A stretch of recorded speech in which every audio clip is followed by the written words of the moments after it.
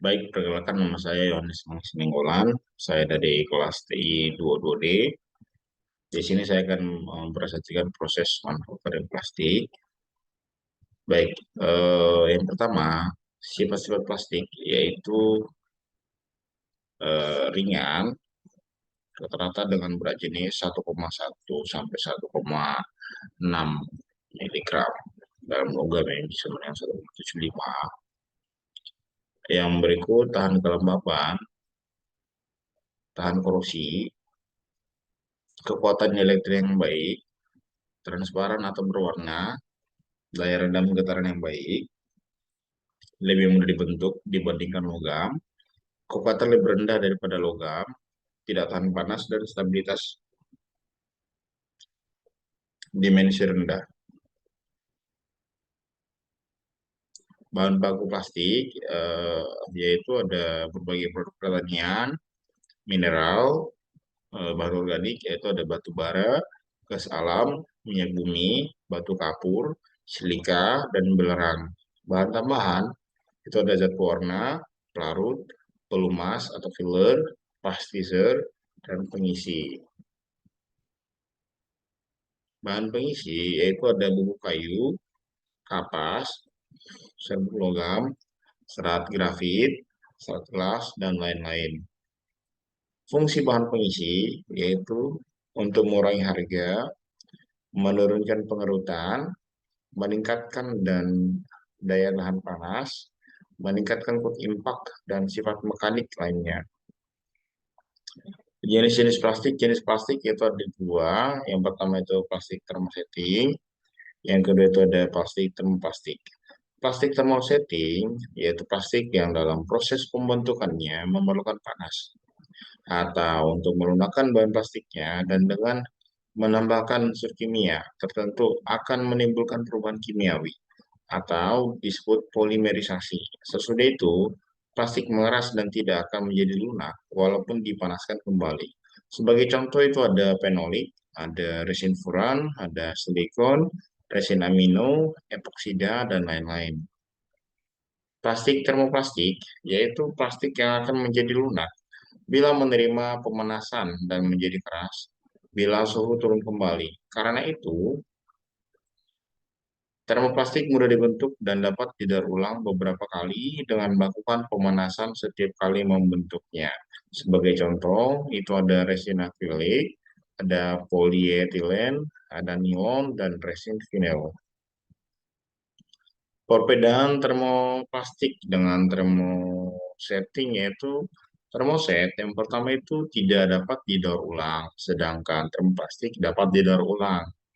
Nah, dalam reaksi, termos itu reaksi pengerasan sangat cepat, sedangkan termoplastik itu reaksi pengerasan sangat lambat.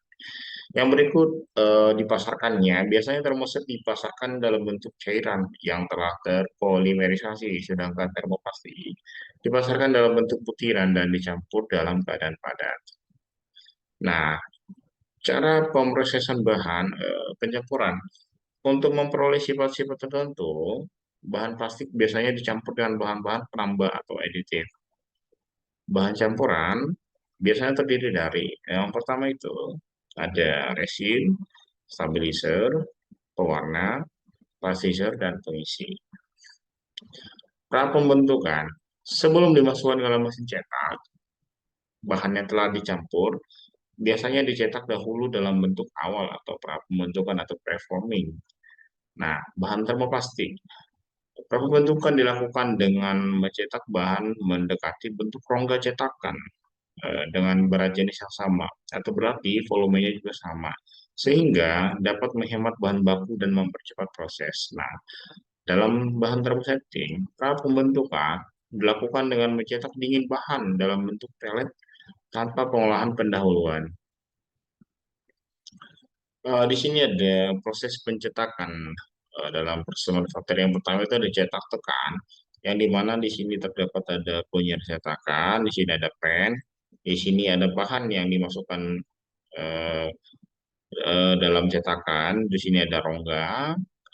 Ini pada saat posisi cetakan sedang terbuka. Nah, Cetakan logam itu dipanaskan dalam suhu 120 atau 250 derajat Celcius supaya dapat maksimal ya. Yang kedua, bahan yang dalam bentuk serbuk atau prabentuk dimasukkan ke dalam cetakan ya, dimasukkan ke dalam ares ini sehingga bahan menjadi lunak.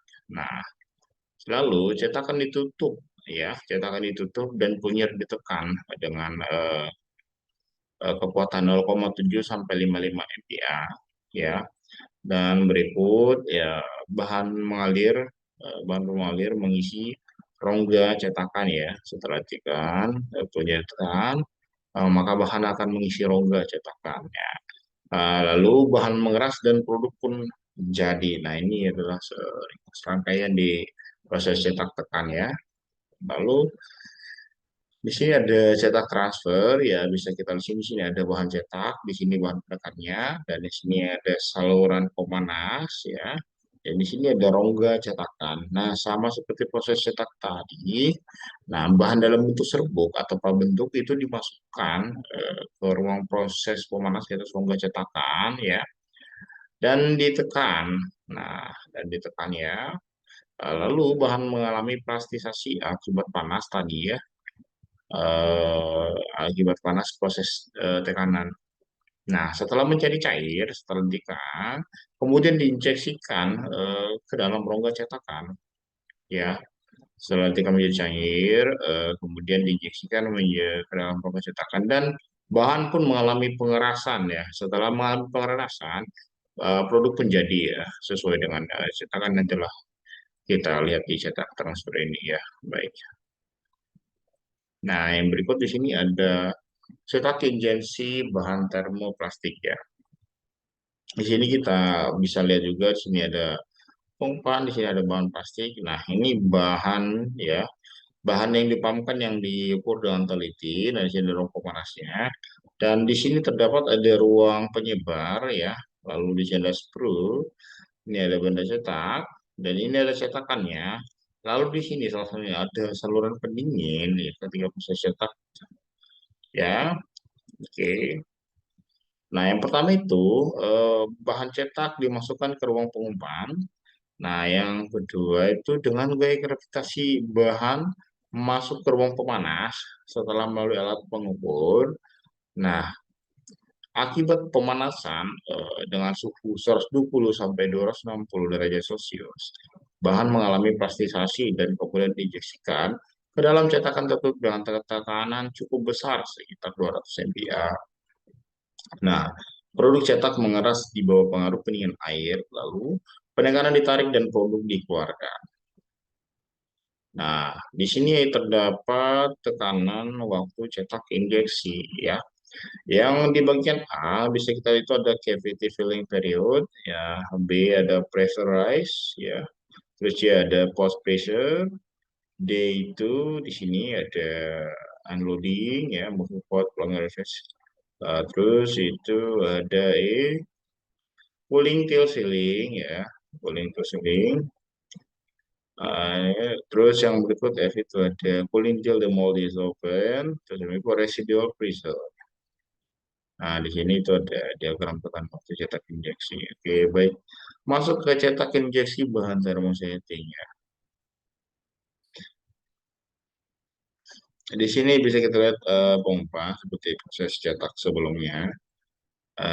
Bahan cetak dimasukkan ke ruang pengumpahan ya, dengan gravitasi bahan masuk ke dalam tabung dan didorong ke depan oleh ulir yang berputar sekaligus dipanaskan. Akibat pemanasan, bahan di depan ulir mengalami plastisasi dan masih tertahan oleh punyer sampai jumlah bahan tertentu. Punyer turun dan ulir memaksa bahan memasuki ruang transfer, lalu bahan ditekan memasuki ruang cetakan, ya, bahan mengalami perasan dan produk pun jadi. Oke, nah di sini ada ekstrusi, ya, ya, mesin ekstrusi plastik. Ya. Yang pertama itu bahan cetak dalam bentuk serbuk atau butiran dimasukkan ke ruang pengumpan. Bahan digerakkan masuk ke ruang pemanas oleh skup spiral hingga menjadi massa yang kental. Lalu bahan ditekan melalui cetakan atau dia. Produk yang dihasilkan didinginkan dengan udara, air, atau permukaan yang dingin. Lalu produk mengeras selama berada di atas ban berjalan. Proses pelapisan ekstrusi. Lembaran kertas satu kain atau logam digerakkan dengan beberapa roll ya. Tuh. Ada bahan termoplastik, filin, polietilen, polipropylen, diekstrusi di antara roll pernikahan karet dan roll logam. Lapisan ekstrusi yang masih lunak melekat pada bagian dalam lembaran, kemudian ditekan oleh roll karet pada roll logam. Nah, sisa lapisan dipotong sebelum digulung dengan roll. Di sini ada cetak rotasi. Bahan termoplastik dimasukkan ke dalam cetakan. Yang kedua, cetakan diputar dan dipanaskan sehingga partikel meleleh pada bagian dalam cetakan.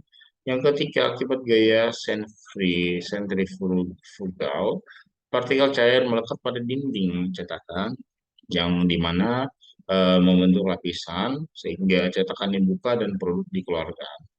Mesin disiapkan untuk produk berikutnya. Nah, di sini ada sistem dengan cetak dengan lengan putar, ya, bisa kita lihat dalam gambar. Biasanya di sini lengkap dengan lengan putar, yang dimana lengan itu dapat diputar 90 derajat dari dapur pemanas ke ruang pendingin.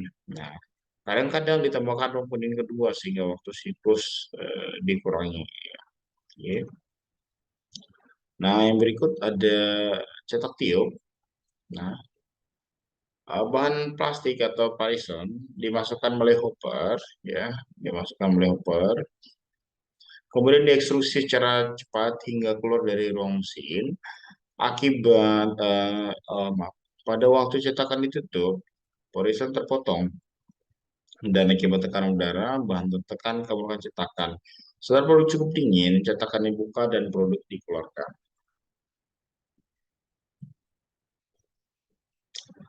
Mesin pembuat botol secara kontinu. Pipa yang terbuat dari bahan termoplastik diekstrusi dalam cetakan yang terbuka. Kedua ujung pipa dijepit dan cetakan ditutup. Yang berikut, ketika cetakan ditutup, udara tekan dialirkan ke dalam pipa kosong tersebut melalui pipa pusat dalam cetakan. Mesin pembuat secara kontinu yang pertama itu udara tekan mengembangkan plastik sehingga melekat pada dinding cetakan. Yang berikut, setelah didinginkan sebentar, tekanan udara diturunkan dan cetakan dibuka. Nah, botol dikeluarkan dari cetakan dan mesin disiapkan untuk siklus berikutnya. Di sini ada pembuatan film dan lembaran dengan proses penggilingan. Yang pertama, bahan yang terdiri dari resin, plastisir, pengisi, dan pewarna diaduk dan dipanaskan. Kemudian diumpankan ke dalam penggilingan. Yang kedua, selah antara kedua roll mendesak bahan plastik tersebut sehingga menghasilkan ketebalan tertentu. Yang ketiga, plastik didinginkan melalui rol pendingin, kemudian lembaran digulung. Di sini ada instruksi lembaran tipis dan film. Bahan yang digunakan yaitu ada polipropilen, ada polietilen, ada polistiren atau ABS, ya. Bahan dicampur kemudian dimasukkan ke dalam pengumpan. Lalu bahan dipanaskan kurang dari 315 derajat Celcius dan ditekan melalui suatu dia oleh conveyor skrup dengan tekanan 14 sampai 28 MPa. Nah, lembaran didinginkan melalui roll dengan minyak atau air. Lembaran dipotong sesuai dengan ukuran yang diinginkan. Di sini ada pemberian bentuk dengan pemanasan. Yang pertama A itu pemberian bentuk bebas, yang B itu ada pemberian bentuk vakum, A dan C ada pemberian bentuk dengan tekanan positif, ya. Cetakan untuk plastik. Bahan cetakan untuk plastik itu ada baja yang diberi perlakuan panas. Nah, pembuatan cetakan biasanya dengan pemesinan yang presisi. Nah, faktor-faktor penting yang perlu diperhatikan dalam pembuatan cetakan yaitu diperlukan tirus dan sudut-sudut tertentu untuk memudahkan mengeluarkan benda dari cetakan. Lalu diperlukan pen ejector untuk mengeluarkan benda dari cetakan dan harus ditempatkan yang tidak mengganggu. Lalu harus diperhitungkan penyusutan bahan yang biasanya berkisar antara 0,03 hingga 0,09 mm. Ya, dan ini memang harus diperhitungkan agar tidak jadi masalah begitu. Lalu, jenis cetakan itu jenis cetakan dalam proses manufacturing ini yaitu ada cetakan tekan dan cetakan injeksi ya. Cetakan tekan itu biasanya dari cetakan tangan yang diisi dan dibongkar di atas bangku pada presraba sarana pemanasan dan pendinginan. Lalu cetakan semi otomatis yang dimana terpasang dengan pokok pada mesin pres dan dipanaskan atau didinginkan oleh plat. Nah, pada waktu cetakan membuka, benda dikeluarkan secara otomatis dari cetakan jenis ganda atau tunggal. Cetakan injeksi terdiri dari dua bagian yang terpasang atau tetap dan bagian yang digerakkan. Permukaan kedua bagian diselesaikan dengan teliti dan saling menutupi dengan tepat. Ruang cetak harus sentral terhadap seruan turun pada cetakan tetap sehingga bahan dan tekanan terus secara merata. Pen pemandu diletakkan pada belahan cetakan sehingga menjamin ketepatan gerak belahan yang satunya. Nah, terdapat saluran pendingin pada kedua belahan cetakan dan saluran pendingin bahan cenderung menyusut dan terlepas dari dinding cetakan sehingga mudah dikeluarkan. Produk yang masih melekat pada inti belahan cetakan yang dapat bergerak dengan mekanisme injektor. Nah, baik, sekian presentasi saya dalam proses pembuatan plastik. Eh, Terima kasih telah menonton. Sekian dari saya. Selamat malam.